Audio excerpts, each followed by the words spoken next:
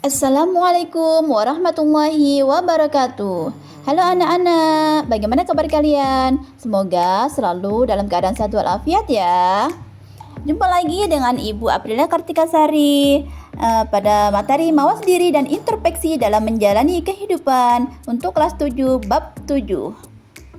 Anak-anak, sebelum belajar, marilah kita berdoa bersama. A'udzu billahi minasyaitonir rajim. Bismillahirrahmanirrahim. Raditu billahi rabba wa bil islami dina wa bi Muhammadin nabiyyan wa rasula. Rabbi zidni ilma warzuqni fahma. Amin. Setelah berdoa, kita akan memasuki materi selanjutnya, yaitu mawas diri dan introspeksi dalam menjalani kehidupan. Tentunya dalam pembelajaran kali ini tentu ada tujuan pembelajarannya, yaitu yang pertama, peserta didik dapat menjelaskan pengertian beriman kepada malaikat Allah dan dalilnya. 2. Peserta didik dapat menyebutkan nama malaikat dan tugas malaikat dengan benar. 3. Peserta didik dapat menghubungkan fungsi iman kepada malaikat dengan aktivitas kehidupan. 4. Peserta didik dapat menunjukkan contoh perilaku yang mencerminkan iman kepada malaikat Allah. Anak-anak, tahukah kalian bahwa Allah menciptakan dua makhluk di muka bumi ini, yaitu makhluk yang dapat dilihat, misalnya nih manusia, hewan, tumbuhan gitu ya. Dan ada juga makhluk yang tidak dapat dilihat. Contohnya itu adalah makhluk gaib. Jadi, makhluk gaib itu adalah makhluk yang keberadaannya tidak dapat dilihat atau dirasakan oleh panca indera manusia secara langsung, tetapi diyakini ada berdasarkan dalil agama. Contohnya adalah malaikat, jin, setan, dan iblis. Lalu, siapa sih malaikat itu? Allah berfirman dalam Quran surat Al-Anbiya ayat 19. A'udzu billahi minasyaitonir rajim. Bismillahirrahmanirrahim. Walahu ma fis samawati wal ard wa man indahu la yastakbiruna an ibadatihi wa la yastaghfirun. Dan miliknya siapa yang di langit dan di bumi, dan malaikat-malaikat yang di sisinya tidak mempunyai rasa angkuh untuk menyembahnya dan tidak pula merasa letih. Nah, salah satu makhluk gaib yang wajib diimani oleh umat muslim adalah malaikat. Malaikat merupakan rukun iman yang kedua. Lalu, iman kepada malaikat itu apa sih? Iman artinya percaya atau yakin. Iman kepada malaikat berarti mengakui keberadaan mereka yang selalu taat kepada Allah Subhanahu wa taala. Malaikat diciptakan untuk mengabdi kepadanya. Mereka tidak pernah membangkang dan tidak pula merasa letih. 2. Tugas malaikat.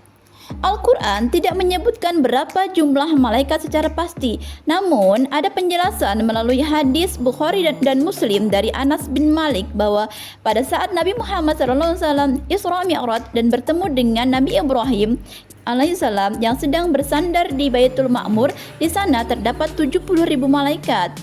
Nah, di sini kita hanya disuruh menghafalkan 10 malaikat Allah yang wajib kita ketahui. Yang pertama adalah malaikat Jibril. Tugasnya menyampaikan wahyu bagi nabi dan rasul. Nama lain dari malaikat Jibril adalah Ruh, Al-Quds, Al-Amin, dan Namus. 2.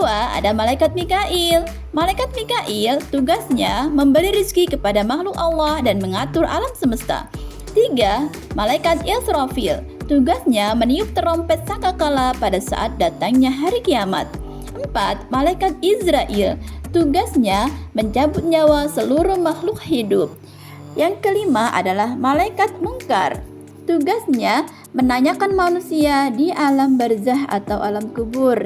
Bisa dilihat di gambar di sini, ada gambar yang menunjukkan tugas malaikat tersebut ya anak-anak. Silakan kalian lihat dan kalian pahami gambar tersebut.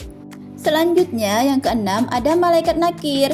Tugasnya sama dengan malaikat mungkar, yaitu penanya dalam kubur, pemberi sanksi atau siksa di dalam kubur.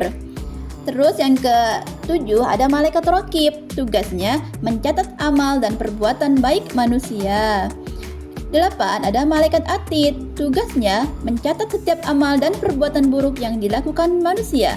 9. Ada malaikat Malik, disebut juga malaikat Zabaniyah. Tugasnya menjaga dan mengatur siksa penghuni neraka. 10. Ada malaikat Ridwan yang tugasnya menjaga dan mengatur kesejahteraan penghuni surga. Lihat gambar di samping, itu sesuai dengan tugas para malaikatnya. Selanjutnya, sifat-sifat malaikat. Yang pertama, selalu taat dan tidak pernah menentang perintah Allah. 2. Tidak berjenis kelamin. 3. Tidak butuh makan, minum, dan tidur. 4. Tidak mempunyai nafsu. 5. Selalu bertasbih dan beribadah kepada Allah. 6. Dapat menjelma berbagai bentuk sesuai kehendak Allah. 7. Selalu benar dan tidak pernah berbohong. 8. Selalu memintakan ampunan bagi orang-orang yang beriman.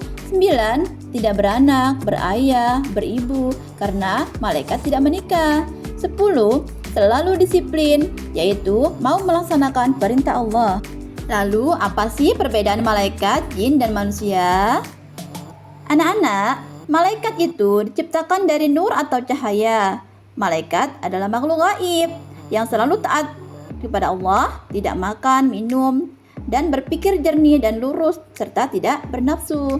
Sedangkan jin itu diciptakan dari api dan termasuk juga makhluk gaib. Kemudian jin itu ada yang patuh dan ada juga yang durhaka. Selanjutnya jin adalah makan dan minum dan pikirannya berubah-ubah serta mempunyai nafsu. Selanjutnya ada manusia. Manusia itu diciptakan dari tanah. Kemudian dia adalah makhluk yang terlihat. Ada yang patuh dan ada yang durhaka kepada Allah. Manusia juga makan dan minum serta pikirannya berubah-ubah dan mempunyai nafsu. Hubungan iman kepada malaikat dengan aktivitas kehidupan. Ketika kalian berada di tempat tersembunyi sendirian, apakah kalian benar-benar sendiri? Apakah benar-benar tidak ada yang melihat dan mengawasi kalian?